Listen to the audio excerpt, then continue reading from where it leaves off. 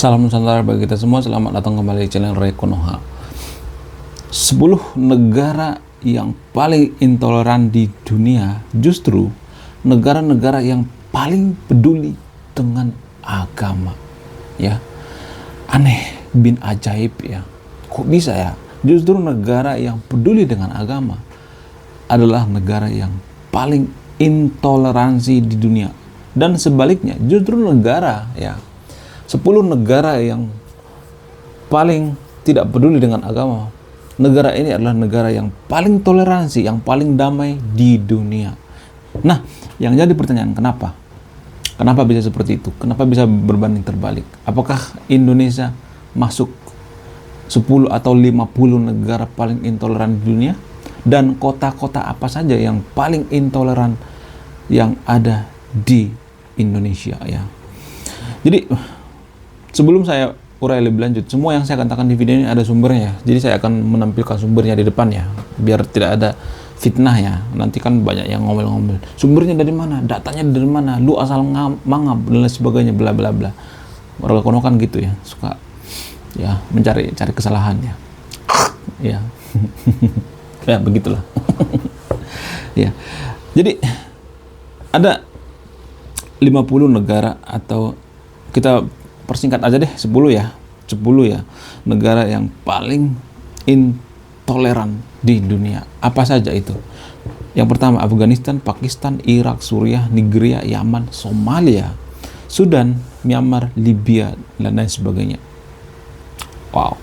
Justru negara-negara ini adalah negara yang paling peduli dengan agamanya. Kalau misalnya ada yang mengatakan apa penyebabnya? Ya. Apa yang mempengaruhinya? Salah satu alasan yang paling berpengaruh itu karena agama ya. Terus karena etnis juga ya. Terus suku juga gitu, gender gitu ya. Terus karena sosial juga, kasta ya, status dan lain sebagainya ya. Tapi sumber ini mengambil data dari rata-rata ya, bukan per individu ya. Selain itu, di sisi lain ada 10 negara yang paling toleran di dunia. Negara apa aja itu? Ya. 1 Amerika, yang kedua Kanada, yang ketiga Brazil, Argentina, ya, Kolombia, Guatemala, Britania Raya atau Inggris, Swedia, Norwegia, Latvia dan lain sebagainya ya. Nah, yang jadi pertanyaan, apakah Indonesia masuk? Apakah Indonesia termasuk? Ada beberapa, menurut survei Setara Institute ya 2023, ada kota-kota yang paling intoleransi di Indonesia ya. Ada beberapa kota-kota seperti kota ya. Ini berdasarkan data ya, saya tidak asal mangap ya. Saya akan tampilkan datanya nanti ya.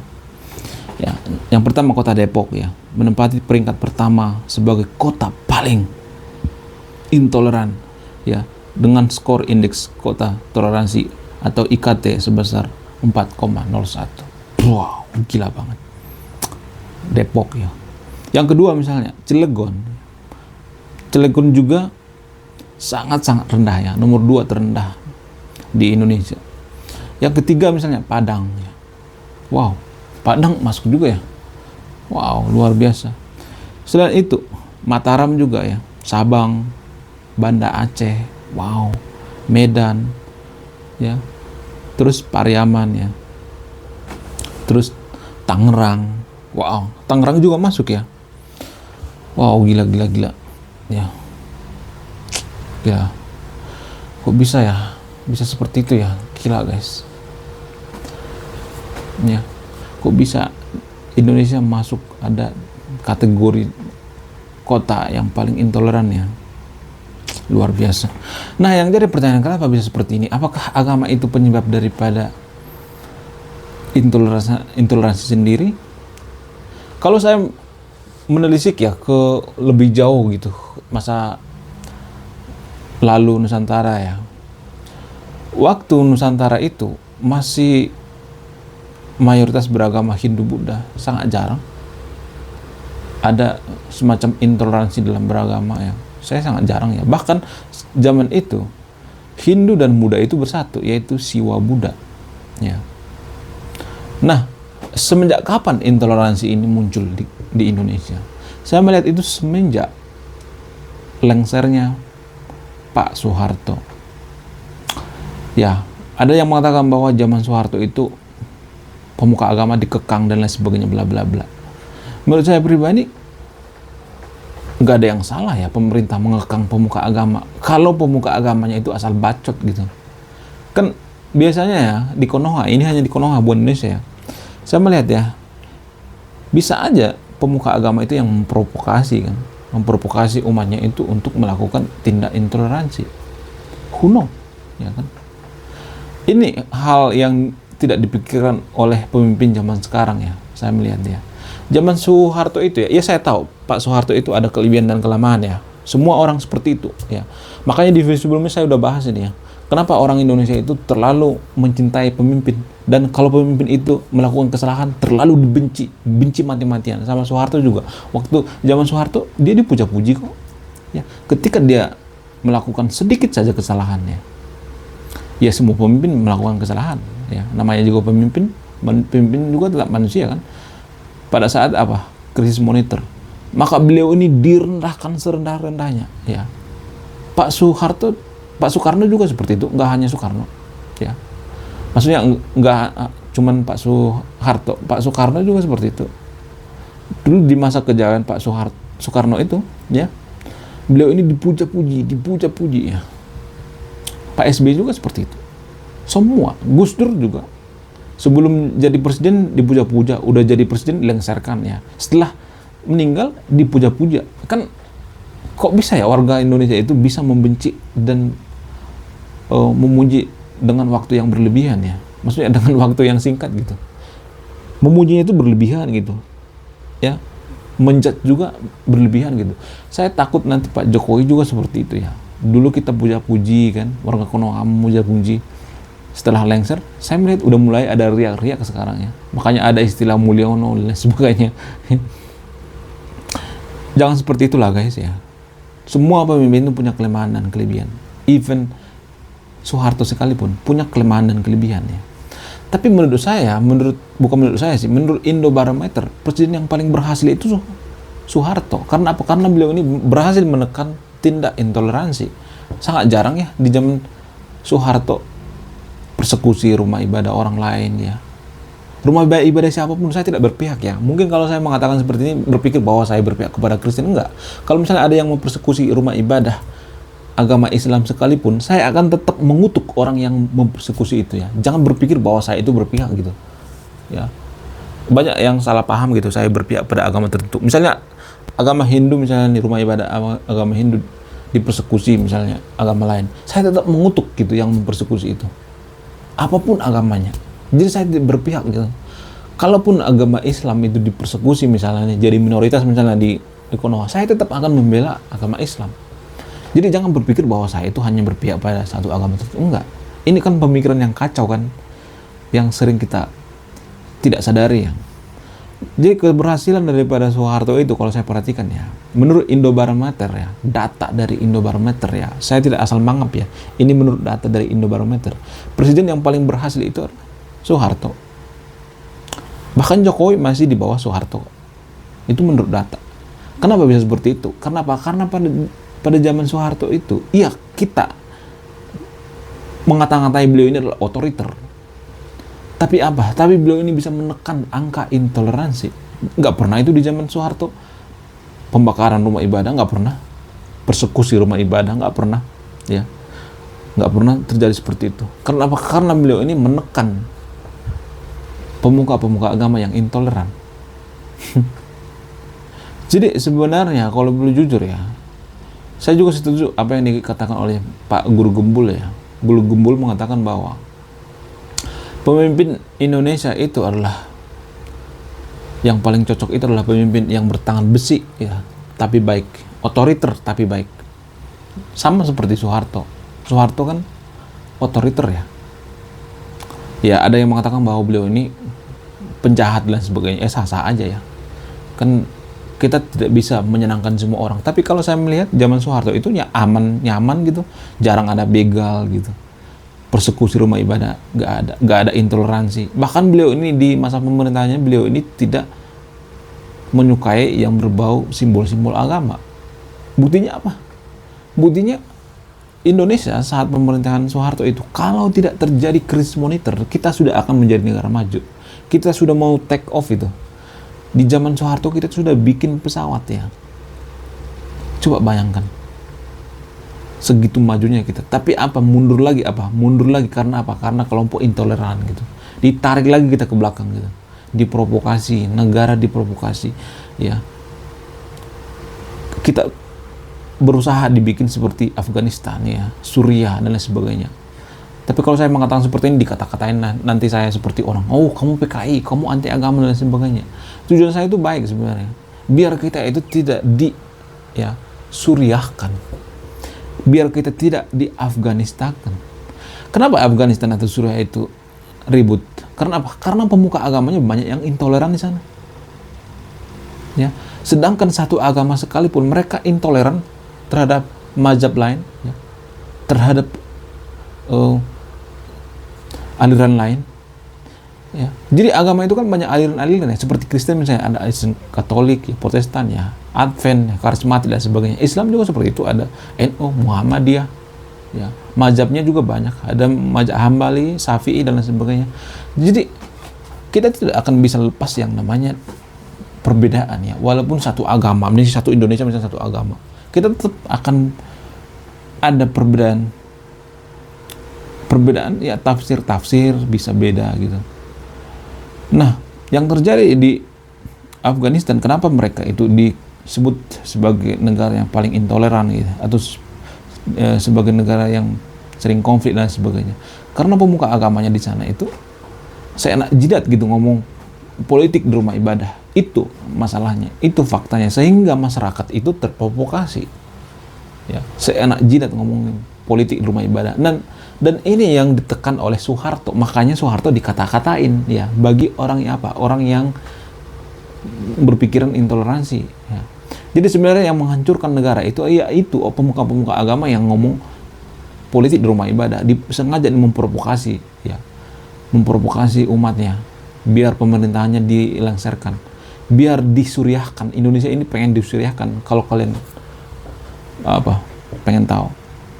Tapi kalian tuh masih ini ya, ngeyel gitu kalau saya mengatakan seperti ini.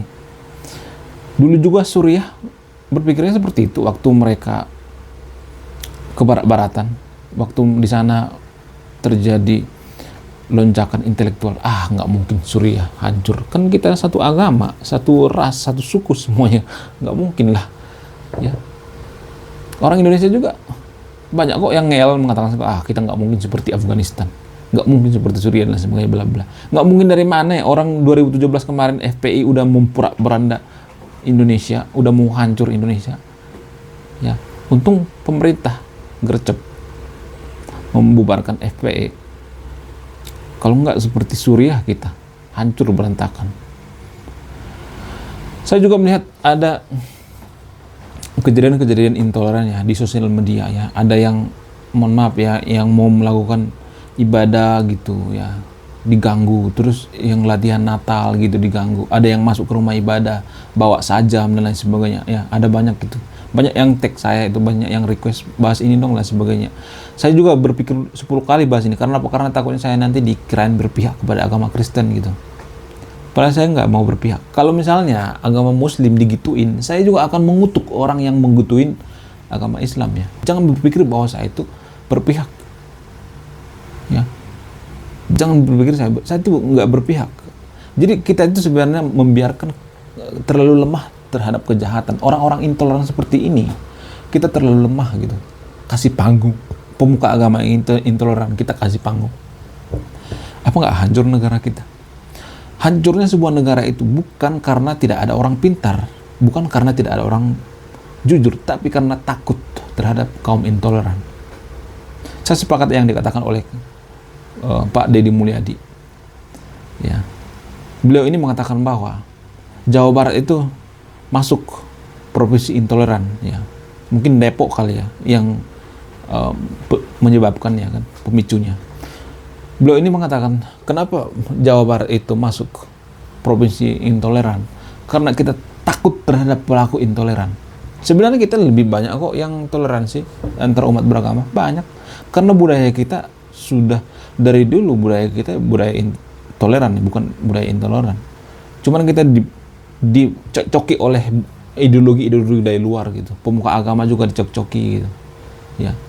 Makanya saya mengatakan bahwa pemuka agama itu nggak boleh bodoh, harus cerdas. Kalau ada pemuka agama yang bodoh, mudah disusupi oleh ideologi dari luar gitu, maka negara akan nunggu kehancurannya. Ya. Jadi sangat susah saya jelaskan di video ini. Kalau misalnya saya mengkritik satu agama itu dikirain saya membenci, enggak.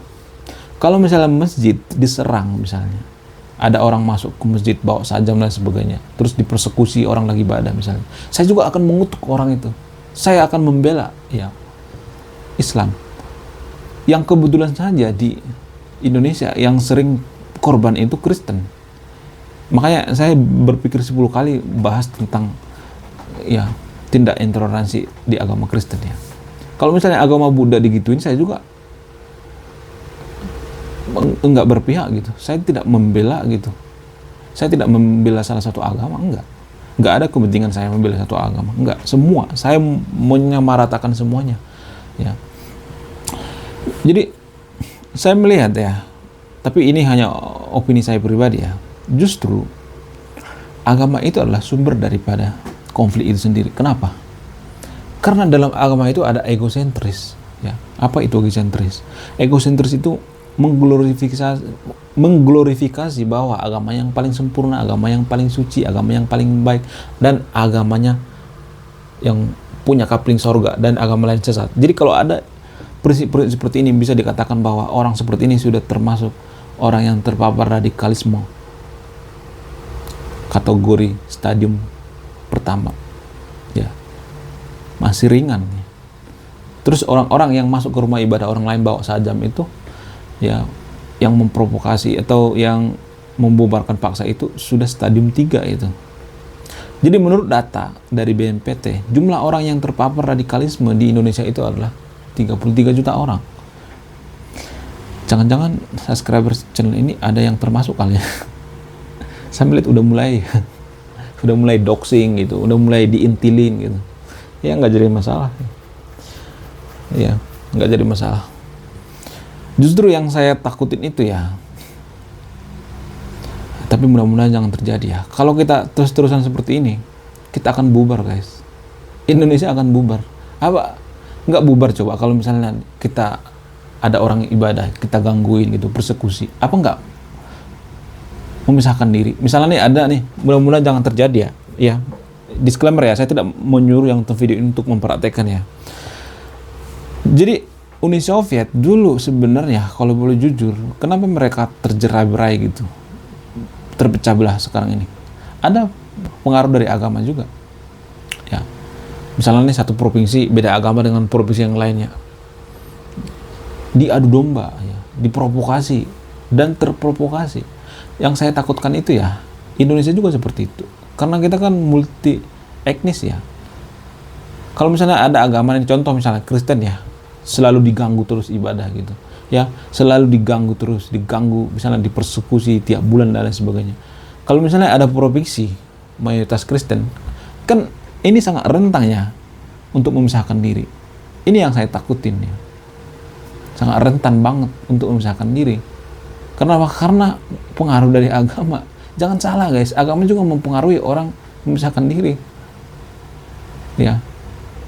Kalau misalnya provinsi lain juga memisahkan diri, mau jadi apa coba Indonesia? Aceh itu memisahkan diri karena apa? Karena untuk menerapkan syariat Islam kan, jujur aja, iya kan? Ada faktor dari agama juga ada, jangan kita menutupi. Makanya saya bikin channel ini, karena yang saya takutkan itu kalau kita selalu intoleransi terhadap minoritas gitu, agama lain, maka Indonesia adalah yang jadi korbannya gitu. Jadi sebenarnya yang memecah belah itu adalah kelompok intoleran seperti ini, bukan saya gitu. Kan saya sering kata-kata yang memecah belah, enggak ada saya pecah belah. Ya, justru egosentris daripada agama itu sendiri yang memecah belah bangsa itu sendiri, ya. Tapi mudah-mudahan jangan terjadi, ya. Mudah-mudahan jangan terjadi. Terus kemungkinan yang kedua misalnya yang terjadi, misalnya mudah-mudahan jangan terjadi, ya. Akan banyak orang skeptis dengan agama, tidak peduli dengan agama, ya. Saya melihat di Konoha sudah banyak kok seperti itu, ya. Sudah banyak orang yang skeptis dengan agama, ya. Karena apa? Karena kelakuan daripada orang-orang yang kampungan dalam beragama. Ini kan termasuk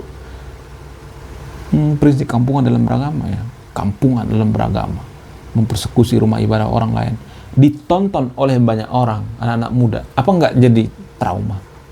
Apa nggak jadi ateis? Apa nggak jadi agnostik? Mudah-mudahan, ya, jangan seperti itu, ya.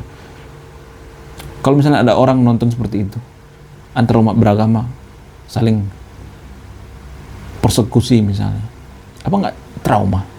Apa nggak mempertanyakan apakah Tuhan itu ada? Jadi hal-hal seperti ini sebenarnya yang bikin banyak orang jadi ateis atau agnostik. Tapi mudah-mudahan jangan terjadi, ya. Ini yang saya takutkan, ya. Makanya saya bikin channel ini. Tujuan saya untuk membentengi negara ini dari tindak-tindak intoleran melalui sosial media, ya. Dan saya sering bahas konsep ketuhanan itu biar apa? Biar kita tidak terlalu egosentris dalam beragama. Makanya saya sering bahas tentang konsep ketuhanan. Bukan berarti saya tidak mengakui adanya Tuhan, ya. Bukan itu soalnya, ya. Saya sering bahas tentang konsep ketuhanan itu biar apa? Biar kita tidak terlalu merasa bahwa Tuhan kita yang paling benar, Tuhan kita yang paling suci dan sebagainya, bla bla, ya. Jadi tujuan saya itu sebenarnya baik, ya. Biar kita jangan tercerai-berai gitu, ya. Biar kita jangan ribut satu sama lain, ya. Oke. Terima kasih sudah menyimak dan memahami video ini. Sebelum saya dihujat oleh orang-orang yang berlebihan dalam beragama, saya akan kabur dulu. Saya Ray Konoha, saya rasional.